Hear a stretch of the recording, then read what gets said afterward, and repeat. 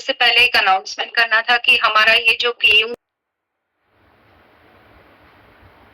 ये महर्षि दधीची ऋषि की कथा है कि जब दधीची ऋषि ने बहुत तप किया, तब जब देवताओं ने भी बताया कि आपके हड्डी से ही हम वज्रासुर का वध कर पाएंगे, ऐसा वरदान उसको है कि अगर जो व्यक्ति ने जीवन भर तप किया है और कोई भी ऐसा कर्म न किया है, तो ऐसे व्यक्ति की हड्डी से वज्रासुर का वध कर सकते हैं।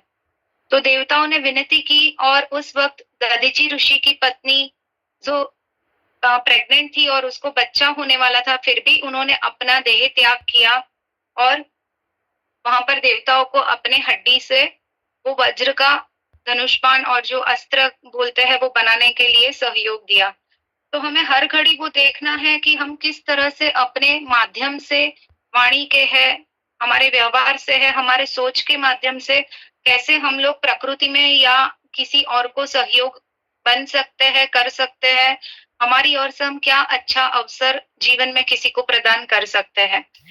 तो ऐसे उनका तो देहांत हो जाता है, लेकिन अभी जो ये पीछे पत्नी है जिसका नाम सुरवाचा है, उसका बच्चा है पिप्लाद, दुर्वासा ऋषि का। तो वो जैसे जैसे बड़ा होता जाता है वैसे उसकी माता उसको सब कथा बताती है कि इस वक्त ऐसे हुआ था और दुर्वासा मुनि को इस तरह से उनकी हड्डियों की मांग की थी कि आपका अगर देहांत होता है, आप देह का त्याग करते हैं, तो उस हड्डी से हमें वज्रासुर का करना है। तो पिप्लाद अंदर मन ही मन बहुत धुंधवाता है कि मैं किस प्रकार से इसका फेर लूं देवताओं से कि उन्होंने मेरे पिताश्री का मेरे छत से साया ही ले लिया मेरे जन्म होने से पहले, प्रकृति में आने से पहले। तो वो बहुत सारा तप करता है, इतना तप करता है कि शिव के सामने आते हैं और शिव जी उसको बोलते हैं कि बोल तेरी क्या इच्छा है? तो बोले मेरे इतने सालों का तप का मेरी एक ही इच्छा है कि देवताओं का विनाश आप कर दो। तब जो शिव जी उन्हें बताते हैं वो हमें अपने जीवन में उतारने जैसा है। बोलते हैं कि ये गलत सोच है आपकी। तो पिप्लाद बोलता है नहीं, गीता में जो बताते हैं कि कहीं ना कहीं हमें अपने लिए शस्त्र उठाना पड़े खुद के प्रोटेक्शन के लिए। ये करीबन लास्ट एक वीक में खास करके यंगस्टर्स बच्चों से मुझे ऐसे बहुत आए हैं कि अगर हम अपनी उसमें खुद के लिए लड़ते हैं तो क्या वो गलत बात है? वो तो गीता में भी सिखाया गया है कि हमें खुद के भाग के लिए या रक्षण के लिए ऐसे लड़ना चाहिए।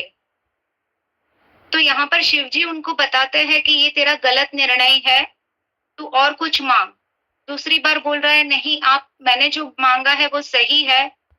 शिवजी उनको समझाते हैं कि अगर मैं देवताओं का विनाश करता हूँ तो समग्र पृथ्वी का विनाश हो जाएगा, ब्रह्मांड में बहुत सारी तकलीफें होगी क्योंकि हमारे शरीर के हर एक अंग का एक एक देव है। जैसे हमारी आंखों के देव सूर्य देवता है, वैसे भिन्न भिन्न हमारे हाथ के अंग इंद्र देवता है। तो हर एक देवता का विनाश करेंगे तो पृथ्वी का विनाश हो जाएगा, कोई मनुष्य जाति नहीं रहेगी।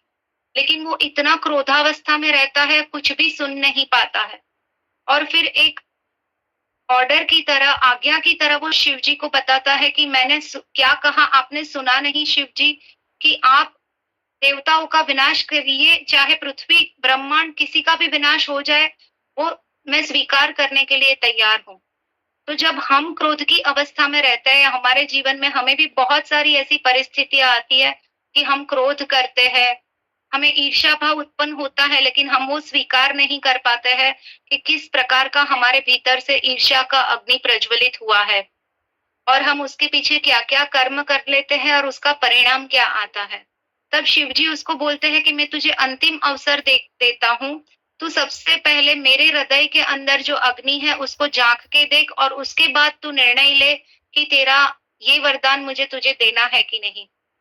तो वो जब शिवजी के हृदय में उसको अग्नि की ज्वाला में शिवजी दर्शन देते हैं और उसको बताते हैं, तब पिप्लाद देखता है कि बहुत भयंकर अग्नि है और धीरे धीरे समय ऐसे आता है कि खुद भी जलने लगता है और खुद भी फिर सहन नहीं कर पाता है, ऐसा है। और वहां पर वो आवाज देता है, जोर से चीखता है कि शिवजी को कि बस करो, ये अग्नि में से मुझे बाहर निकालो।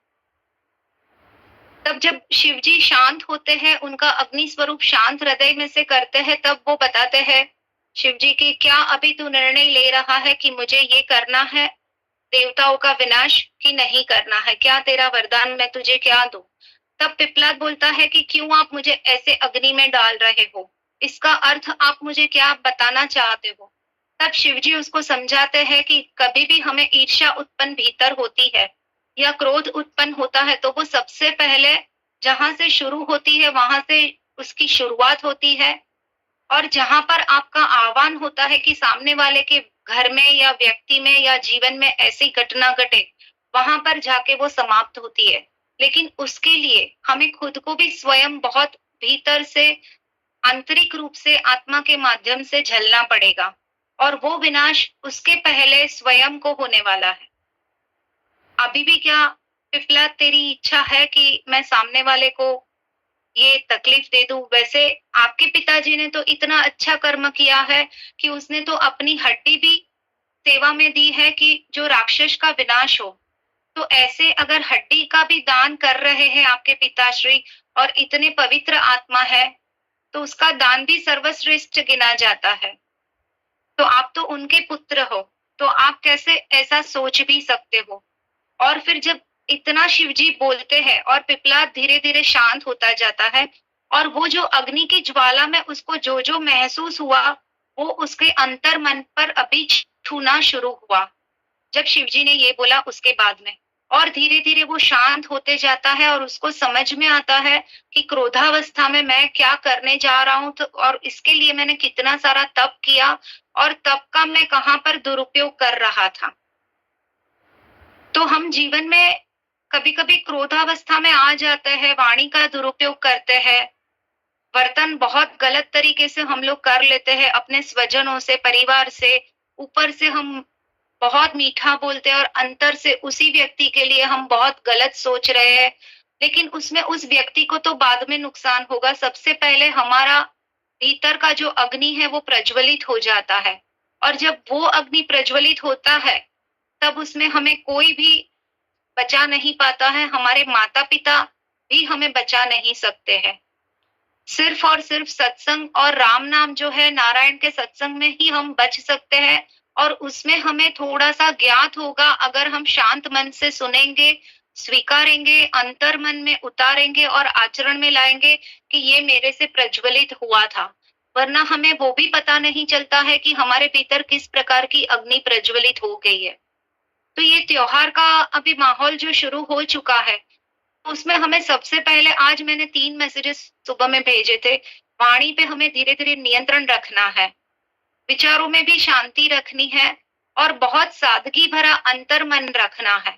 हम बाहर कुछ भी कितना भी हम शो ऑफ करें, आडंबर करें, लेकिन हमारा अंतर्मन जो है, वो इतना हमें सादगी भरा रखना है कि स्वयं नारायण को भी हमारे पास बैठने की इच्छा हो, इतना हमारा शरीर शुद्ध हो, इतना हमारा मन शुद्ध हो और इतना हमारा आत्मा शुद्ध हो, विचार शुद्ध हो और कर्म शुद्ध हो। तो ये सब शुद्धकरण के लिए हम जो दिवाली का सबसे बड़ा मेडिटेशन रखते हैं, जहाँ पर हम आत्मा का शुद्धिकरण करते हैं, तो वो दिवाली का मेडिटेशन अवश्य रूप से आप कोई भी आपका शेड्यूल है, प्रोग्राम है, वो तो चेंज करके आप इसमें जुड़े, ताकि हमारे खुद के भीतर जो परिवर्तन हम चाहते हैं कि मुझे इस प्रकार का जीवन प्राप्त हो। हर एक व्यक्ति की अपनी एक इच्छा रहती है कि मुझे ऐसा जीवन प्रदान मिले, ऐसी मेरी इच्छाएं पूरी हो। कोई भी व्यक्ति आज तक ऐसा जीवन में नहीं है कि जिसकी हर एक इच्छा पूरी हुई हो। कुछ ना कुछ इच्छाएं छूट जाती है, लेकिन जो हमें मिला है, जो प्राप्त हुआ है, उसकी इच्छा हमें इतनी अधिक मात्रा में मिल जाती है, आनंद मिलता है। जैसे शंकर और पार्वती जी का शादी होती है, तो शादी के बाद एक लड़की की माता का चिंता होना अनिवार्य है कि अगर ऐसे भस्म लगाए हुए शंकर जी जो आए हैं, तो कल उठ के मेरी लड़की को कैसे रखेंगे? ये विवाह जो है वो ज्यादा दिन तक नहीं टिकेगा। कुछ समय होता है, उनके उदाहरण रूप के पति पत्नी के उदाहरण रूप में समाज में गिनती होने लगती है। तो एक दिन पार्वती जी स्वयं श्री शिव भगवान को बताते हैं कि हमारा घर अभी हमें बनाना चाहिए।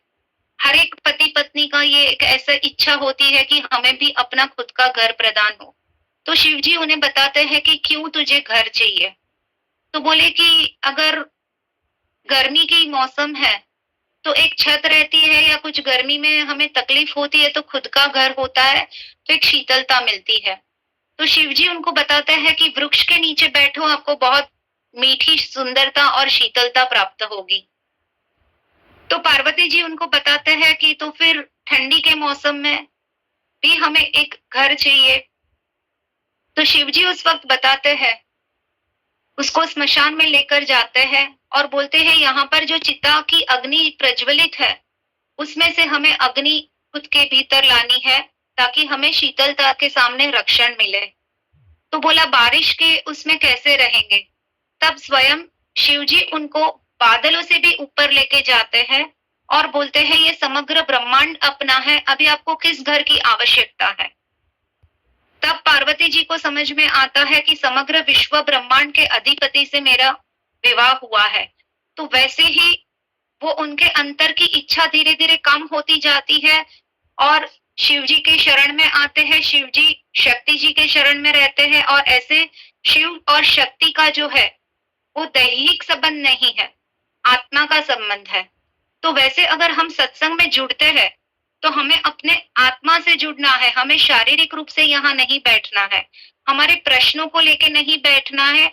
आप यहाँ बैठे हो, अपने आप यहाँ पर साक्षात जो श्री हनुमान जी हैं, आपके प्रश्न का उत्तर देंगे, परिवर्तन जीवन में लाएंगे, लेकिन उनके समय पर, आपके समय पर नहीं, और वो स्वीकार करना है। और जैसे ही वो हम स्वीकार करते हैं और आत्मा के माध्यम से सत्संग में जुड़ते हैं, बैठते हैं, सुनते हैं और फिर आचरण में लेते हैं, तो आपको एक अलग प्रकार का आनंद मिलेगा, एक अलग प्रकार की शांति मिलेगी। तो ये शांति प्रदान करने के लिए अपने अंदर हमें हमेशा सत्संग से जुड़े रहना चाहिए। नारायण नारायण।